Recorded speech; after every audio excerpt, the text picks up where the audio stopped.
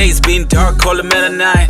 I'm still down deep in the look now, I'm reading God's word every day. Every meeting of my life, I will give it to the Lord my God. I see some of ghosts like the Bruyne, I can't stop it, I'm screaming like doom. All I'm with Sumbo, Goli Mulukungu. I'm feeling so blessed, I'm screaming like I'm living my life and I'm living in the truth. Now found me, you can call it a cool. With a mic loud enough, testimony in the booth. My God is a gold and I give him the juice. Storm is over R. Kelly. Blessed with a girl called Ellie. Butterflies in my belly, I'm going for the gold. Ballon d'Or, my God is a coach, take pep on the club. From a brace to a hard trick, I'm coming in hot like a Red Bull. Nibola Analyst, I'm chipping my goals. I'm feeling like Patson Daka. Yeah, I'm feeling like Patson Daka.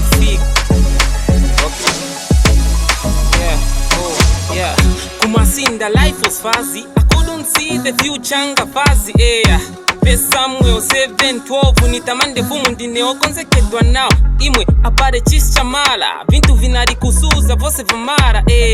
Patson feeling like Daka. I'm my opponents abalwani mundaka. Now I'm defending the gonga mwene muchipanda. Cause of God I can shine ngoru tanda. Kretas chamana kuna matara varelanda vashimanga tana. God is elevating mingani Joseph. Now I'm going stronger like I do. So enemies reward monga magwaya nili na kongono zinandinga power.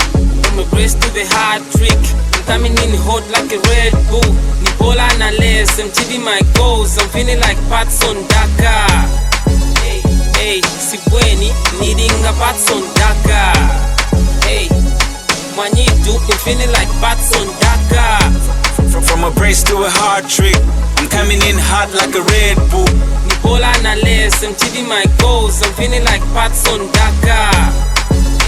Hey, Sibweni, I'm feeling like Patson Daka.